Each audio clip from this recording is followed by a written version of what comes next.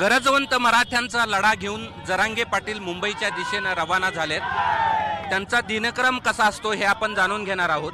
खरं तर आता ते प्रवास करतात, मात्र प्रवास करता करताच ठेसा आणि पोळी हे त्यांचं दुपारचं जेवण आहे आणि ते या ठिकाणी अशाच पद्धतीने लोकांना अभिवादन करत वेळ वाया जाऊ नये म्हणून अशा प्रकारचं जेवण ते करत असतात। आता आपण पाहिलेलं आहे।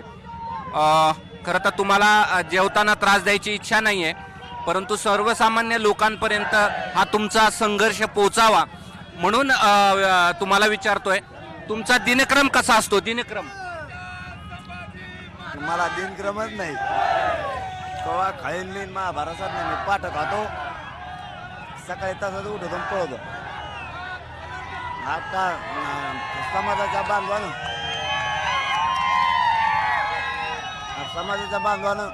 रस्त्यात जेवायला केलं, मला चांगलं आहे म्हणलं आणा इकडं केलं। काय चालतं तर गाडी तरी खातो, रूम मध्ये आटलो तरी खातो वेळ मिळाला तर, पण या 5-7 दिवसापासून वेळ नाही मिळत।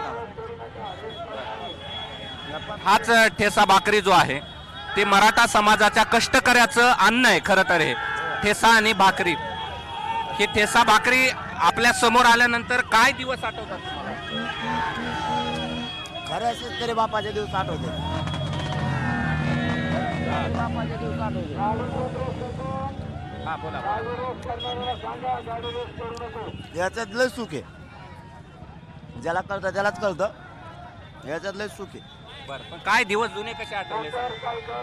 आम्ही शेतात आज तुमच्या सोबत समाज आहे, आज एवढे लोक मागे आहेत, कधी काळी बांधावर बसून हे खाल्लं असेल। पाऊस पडलेल्या दिवस आठवते, पाऊस जर पडला ना बांधावर बसायचं, सगळीकडे सगळा चिखल आहे आणि त्या चिखलात बांधावर बसायचं, दगडावर बसायचं, याचा ठेचा आणि भाकर खायची, ते आठवले मला दिवस। दादा दिनक्रम असाच असतो?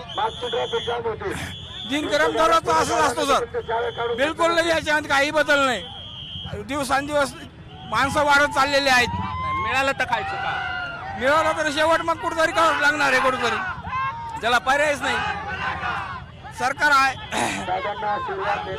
सरकारची भूमिका काय आणखीन अद्याप कळायला तयार नाही, त्याच्यामुळे दादाचे प्रयत्न, आम्ही तर मुंबईला जाणार आहे 100%। भेटलं तर त्यांचं स्वागत आहे, आम्ही ते आमच्या स्वागताला आहेत, प्रक्रियेमध्ये आहेत ते। पुन्हा एकदा आपण पाहतोय की कसा प्रतिसाद मिळतोय, म्हणजे एका हातात भाकरी आहे, दुसऱ्या हातामध्ये खरं तर लोकांना ओवाळणी करतात आणि जी हातातली भाकरी आहे ना, तीच भाकरी सर्वसामान्य मराठ्यांना मिळावी, म्हणजे हक्काची भाकरी मिळावी म्हणून खरं तर हे आंदोलन आहे आणि या आंदोलनासाठी लोकांचा प्रचंड प्रतिसाद मिळतो आहे आणि सामान्य लोक या ठिकाणी लढताना आपल्याला पाहायला मिळत आहेत। दादा पाटील, या भाकरीसाठी सगळं चाललंय,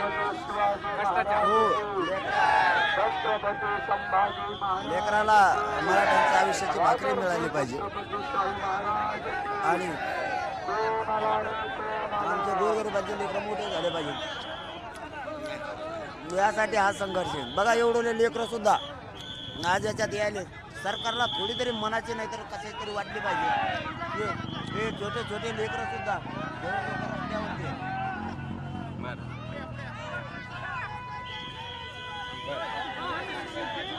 बरं, आता पुढचा लढा काय?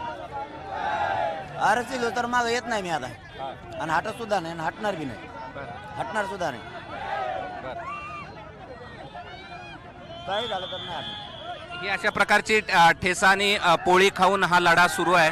अनेक लोक अशाच प्रकारचे दिवस या ठिकाणी ठेसा भाकरीनं त्यांचं सुरुवात होते आणि हेच यांचं खरं तर सर्वांचं पाठबळ आहे आणि त्या पाठबळामुळेच आणि आपल्या लेकरांना म्हणजे मराठा समाजातील गोरगरीब मुलांना त्यांच्या भविष्याची भाकरी मिळावी म्हणून हा लढा या ठिकाणी सुरू आहे आणि त्याला प्रचंड प्रतिसाद मिळताना आपल्याला पाहायला मिळतोय। कॅमेरामन धनंजय दारुंटेसह मी कृष्णा केंडे, एबीपी माझा, पुणे। एबीपी माझा, उघडा डोळे बघा नीट।